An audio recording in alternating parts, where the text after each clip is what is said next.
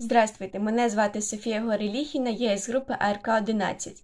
І зараз я вам розповім про громадянську війну, про політику воєнного комунізму, терор та отаманщину. Другий період більшовицької влади в Україні тривав з кінця 1918 до серпня 1919 року. Комплекс заходів, насамперед соціально-економічних, яких характеризувався примусовим перерозподілом власності і матеріальних благ, обмеженням товарно-грошових відносин, запровадженням трудової повинності, а також встановленням продовольчої диктатури в селі, відомий як політика воєнного комунізму.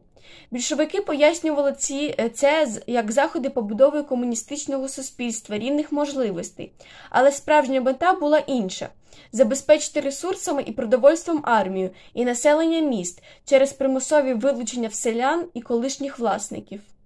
У січні 1919 року було проголошено Українську Соціалістичну Радянську Республіку. Соціально-економічна політика більшовиків призвела до сумних наслідків.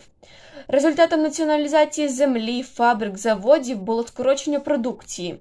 За рахунок ресурсів України, зокрема зернових, більшовики сподівалися виправити ситуацію. У січні 1919 року було встановлено хлібну монополію, а в лютому з'явився декрет про вилучення хлібних надлишків і встановлення твердих цін на них. Запроваджено продрозверстку, тобто систему примусової заготівлі сільськогосподарських продуктів, передусім зерна.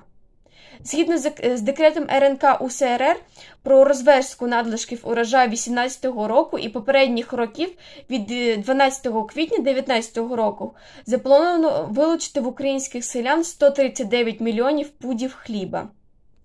Масовий повстанський рух у південно-східній Україні розгорнувся під проводом Нестора Махна.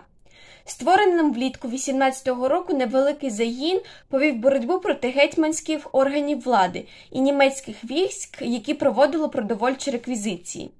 Центром руху стало місто Гуляйполе. Невдовзі було створено революційну повстанську армію України, яка налічувала десятки тисяч бійців.